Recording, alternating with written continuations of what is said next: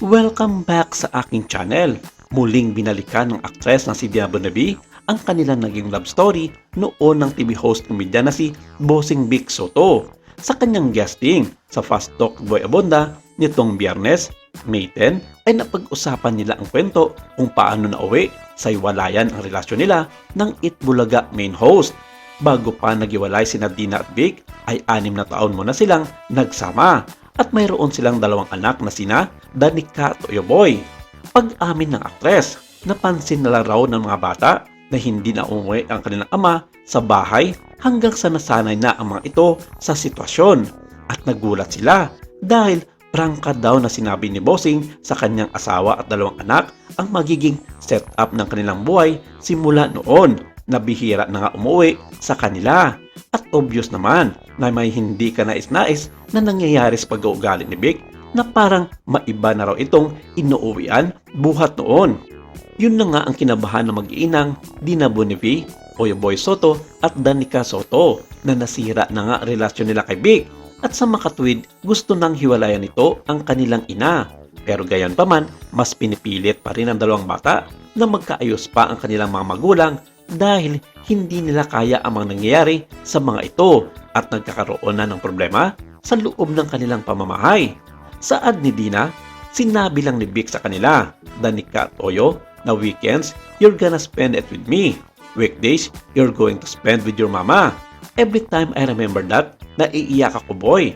Kasi as a mother, not because gusto ko, kami pa rin ni Vic kasi si Vic Soto siya. Every mother would want to be with their father of her children. It's every brother wish to have a whole family, not a broken one. So when you remember the pain of your children while they are telling you that, you feel so helpless. Sa kabila ng mabigat na pinagdaanan nila ni Vic Soto ay never nilang ipinakita ito sa harap ng kanilang mga anak. Si ni Dina, we never fight in front of the kids and I never badmouth their dad. Never ko siyang siniraan sa mga anak niya. And I would always say, you only have one dad and you have to respect him, whatever it is. Kwento pa niya, matagal na panahon rin daw bago niya napatawad si Vic at dumating rin sa point na nasabihan siya ng Danica na masyado siyang bitter.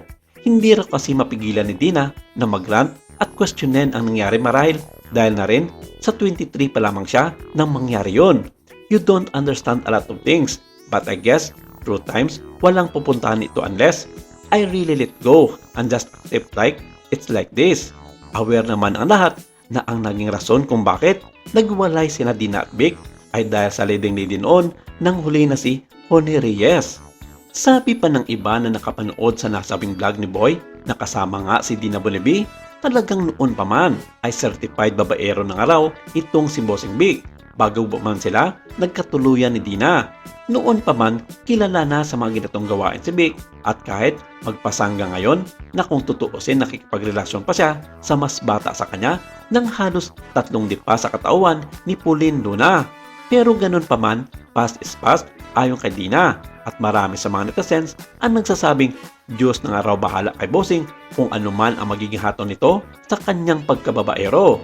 Sa ngayon ay ini-enjoy ni Vic ang kanyang buhay sa feeling ng kanyang may bahay na si Pauline Luna at ito ay sa edad na 70 anyos na binayayaan ng 2 supling sa katawan ng kanyang mga anak na sina Tali at baby Tia Marceline.